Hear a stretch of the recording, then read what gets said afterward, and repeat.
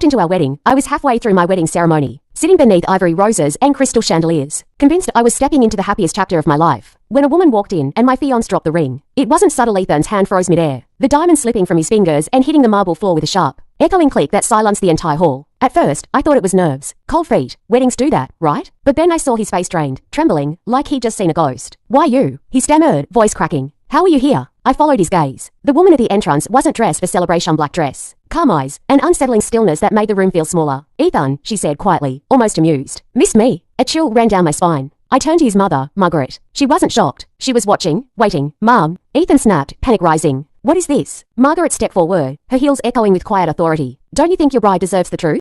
"Mom, why would you bring her here?" But Margaret ignored him. She took my hands gently. "I'm sorry," she said, "but you need to know who you're marrying." My chest tightened. "Explain." "You erased your own family." Family? The word hit differently. I looked between them. "What does that mean?" Olivia sighed, then wiped the faint red mark from her hairline. It smeared instantly. "Andrew?" Olivia said softly, meeting my eyes. "You're next?" "Different method. Same plan." My heart sank. "What do you mean?" Margaret squeezed my hands.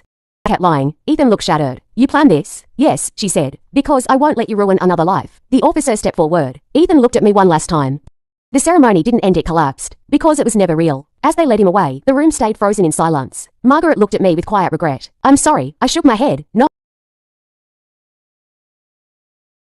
The flowers, the illusion. The air outside felt different, clearer, lighter. I didn't lose a wedding. I escaped a lie. And sometimes, the worst moment of your life isn't the end of your story.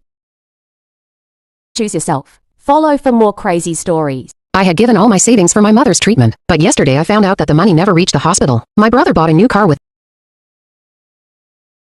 slipped from my hands and shattered on the floor. The shards of glass were scattered everywhere, mirroring the state of my broken heart. "Brother, a new car?" I asked in a trembling voice. Mother sat in the room, shivering with utter shamelessness, and tossed the car keys onto the table. "Yes, I bought it," he said bluntly. "Mom's treatment is happening in a government hospital anyway. It doesn't cost much there. What was the point?" I couldn't believe my ears. Wasting. I worked day and night for 2 years to save that money so Mom could have her surgery in a good private hospital. She struggles just to breathe, and all you care about is a car. Shut up. He is your brother. Whatever he did was for the welfare of this family. A car will increase our status in the city. And as for your mother, she will get better eventually. At that moment, I realized that this betrayal, the entire family was in on it. They were all indulging in luxury using my hard-earned money while my mother's condition worsened day by day. I picked up my bag and looked at them. "Today, just lost money. You've lost a son. From this day forward, I have no relation with this house." I took my mother's hand. "Mom, you're coming with me. Let them keep their car. I will get your treatment done on my own, even if I have to give my life for it." I didn't look back. It was raining outside, and the shimmering new car standing in front of me felt like it was mocking me. But there was no sadness in my heart anymore, only a fire to save my mother and show them their true reality. In the crowded city, Mom and I were completely alone. I had only a few hundred rupees left in my pocket, but there was a fire in my eyes. I had decided never to look back. The first few days were incredibly difficult. I worked as a delivery boy during the day and washed dishes at a dhaba at night. I only got 3 hours of sleep, but whenever I felt like breaking down, I would remember my mother's face, how she would still smile at me despite her pain. I did every job I could find, from manual labor to data entry at a small computer shop. My hard work eventually paid off, and I landed a job as an assistant to a sales manager in a large business house. I put in every ounce of effort, and slowly, I saved enough for the doctor's fees. 6 months later, the day arrived when the doctor said the operation was successful. When my mother opened her eyes and took her first deep breath without any pain, I felt as if I had conquered the world. I didn't have a car, but I had my mother's life back. A year later, I returned to my old city with my mother for some work. We were standing outside an expensive restaurant when my eyes fell upon them. My father and brother were standing there, but their condition had drastically changed. The car, for which they had betrayed me, was now a wreck. It had been in an accident, and they hadn't received any insurance money. My brother was now working at a local garage, and my father looked helpless in his tattered clothes. When they saw us, their eyes widened in shock. My mother looked healthier and more beautiful than ever before. Son ... double quotes. My father tried to step forward, his voice heavy with regret. "Please forgive us. We did wrong. The car is gone, our respect is gone, and so is the money. Please take us back home." My brother hung his head. I thought the car would define my identity, but it ended up leaving me on the streets. I held my mother's hand firmly and looked at them. There was no anger in my eyes, only peace. "Father, the shine of that car blinded you and left you all alone. When I left home, I had nothing. But today, I have my mother's blessings and my honest earnings." I pulled out the keys to my new vehicle from my pocket, one I had bought with my own hard work, and said to them, "Respect isn't earned by the car you drive, but by your character. You had the car but lost a mother. I only had my mother, and that is why today, I have everything." I opened the car door, helped my mother inside, and drove away without looking back. They were left standing there in the dust, finally realizing that they had traded a diamond for a piece of scrap metal. I found out my 5-year relationship ended the night I accidentally picked up his second phone. That wasn't even the real truth. It started with a sound I will never forget. A soft vibration. That wasn't coming from my phone.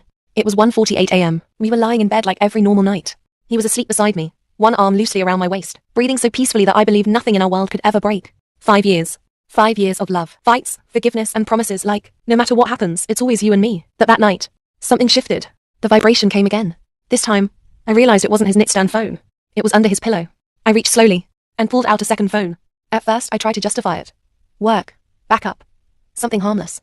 Because love always protects itself before truth arrives. But then the screen lit up. Unknown number. Are you with her right now? My breath stopped. Against everything in me, I unlocked it. No password. That was the first crack. And then I saw it. Messages. Dozens of them. Hidden chats under fake names. Gym. Client. Work trip. But the words inside were not innocent. I miss you. Is she asleep? Did you tell her yet? 5 years. And she still doesn't know, right? The room suddenly felt smaller. Like the walls were listening. Then another message popped up. I'm outside. Come down. My hands started shaking. And then I realized. He was awake. I turned slowly. He was already looking at me. Not surprised. Not scared. Just calm. You saw it, he said quietly. No apology. No explanation. Just acceptance. My voice broke. How long? He sighed like it didn't matter. Does it change anything now? And in that moment, 5 years disappeared. To me, it was everything. To him, it was something he had been managing. He stood up, took the second phone, and walked to the door. Before leaving, he paused. You deserve better than this. Then he left. The door clicked shut. Silence took over. But it didn't last. The second phone lit up again. A message. Did she find out? Then it rang. Unknown caller. Something inside me broke, but I still answered. A woman's voice came through. Calm. Controlled. Too calm. So, you finally saw it. My throat went dry. Who are you? A pause. Then she said, I'm the one who has been watching your life for 5 years. My body froze. What does that mean? A soft laugh. You didn't find betrayal. You found a controlled experiment. My grip tightened. Experiment. And then she said the words that destroyed everything I believed. You were never his girlfriend. You were the subject. My mind went blank. Every message. Every trip. Every woman you saw. Was staged. We were testing how long someone can live inside a lie without questioning it. My knees weakened. And congratulations, she said softly. You lasted 5 years. The call ended. I stood there frozen. But then, footsteps. Behind me again. I turned. But this time, he wasn't alone. A woman stood behind him. The same woman from the photos. Smiling. Like she had always belonged there. She looked at me and said, now do you... What was I to you? She tilted her head. And then delivered the final blow. He was never your boyfriend. A pause. Then she added quietly, and you were never the only subject. The room did. Lights shifted. Walls didn't feel like walls anymore. And then I saw it. Hidden cameras. A control room. A monitor flickering on. On the screen, one final line appeared. Subject response. Match found. And that's when I realized. The experiment didn't end when I discovered the truth. It ended when I realized. I was never meant to be the only one who believed it was real. Follow for more crazy stories. I opened my boyfriend's locked closet and found proof I died 3 years ago. For 2 years, Jake was perfect. Not good perfect. He remembered things I never told him. My favorite song, the way I take my coffee, even the name of my childhood dog. I used to think it was romantic. Now I know it was rehearsed. There was one rule in our apartment. Never open the hallway closet. He said it held old documents, family stuff, nothing important. Last Tuesday, he left for an overnight business trip and forgot his keys. Jake never forgets anything. I don't know why I did it. It didn't feel like curiosity. It felt like something inside me was screaming. Now, the key fit, inside just coats. For a second, I felt stupid. Then I noticed the back panel, slightly open. Vibrating. Like something was humming behind it. I moved the coats, pushed the panel, and crawled inside. The air changed immediately, thick, stale, sweet in a way that made my stomach turn, like rotting fruit. The space opened into a small room, soundproof, a stained mattress on the floor, and walls, completely covered in photos of me. Not selfies, not pictures Jake took. These were taken from far away. Me walking alone, sitting in a park, sleeping, somewhere from my old apartment, from before I ever met him. That's when I knew. Jake didn't meet me, he found me. On the mattress, there was a journal. I opened it. Pages and pages of notes about me, my routines, habits,